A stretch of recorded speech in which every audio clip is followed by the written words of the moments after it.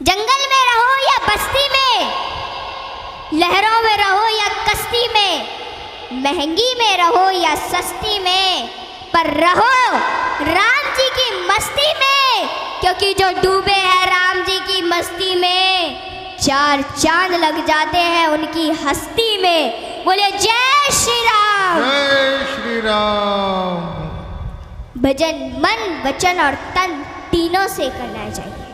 भगवान का चिंतन, मन का भजन करो। जीवन बहुत थोड़ा है, विचारों में ही बिता दोगे तो भजन से वंचित रह जाओगे।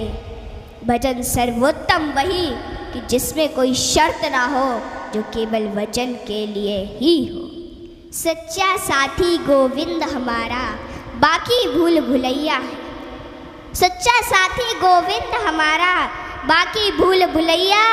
भव सागर का एक ही माझी, अपना कृष्ण कन्हैया।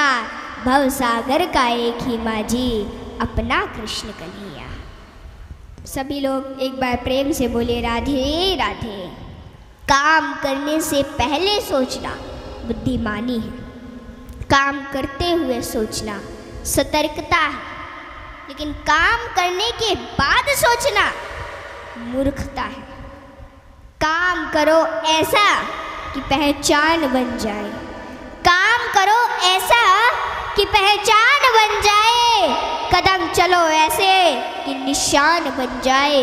जिंदगी तो हर कोई काट लेता है, जिंदगी तो हर कोई काट लेता है, पर जिंदगी जियो ऐसे कि मिसाल बन जाए। जिंदगी जियो ऐसे कि मिसाल बन जाए। ऊपर वाले की अदालत में वकालत नहीं होती, ऊपर वाले की अदालत में वकालत नहीं होती। और अगर सजा हो जाए तो जमानत नहीं होती प्यारे, सजा हो जाए तो जमानत नहीं होती। छाता और दिमाग तभी काम करते जब वो खुले हो, क्योंकि बंद होने पर दोनों बोझ लगते हैं। सज्जनों, सत्संग क्या है?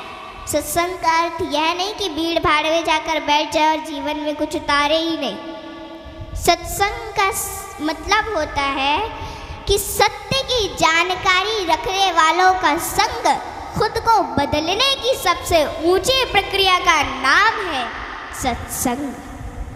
सत्संग एक ऐसा ठंडक है जो तपे मन को शांत करता है। सत्संग एक ऐसा सत्य है जो झूठे इंसान को सत्य के मार्ग पर ले जाता है। सारे दुख निवारण निराश की एक अचूक दवा है सत्संग। सज्जनों, अच्छा आप लोग यह बताइए कि संत कृपा बड़ी होती है या भगवत कृपा बड़ी होती है? बताइए सज्जनों, संत कृपा भगवत कृपा से बड़ी होती है और नारद जी इसका प्रमाण है। सज्जनों, पूर्व जन्म में नारद जी एक दासी के पुत्र थे।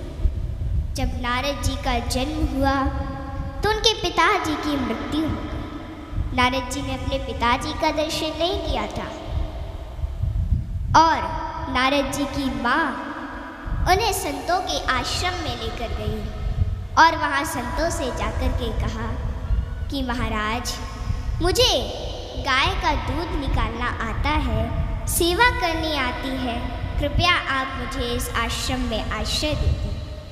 संतों ने वहाँ पे उनकी माँ को आश्रय दे दिया और अब नारद जी का वहीं पे लालन पालन हो रहा है। नारद जी की कुछ समय बाद नारद जी की माँ भी उन्हें छोड़कर चली गई और माँ के जाने के बाद नारद जी बहुत रोए। लेकिन सज्जनों, क्या आपको पता है कि नारद जी की एक आंख से तो ठंडे आंसू निकले और दूसरी आंख से गर्म आंसू निकले?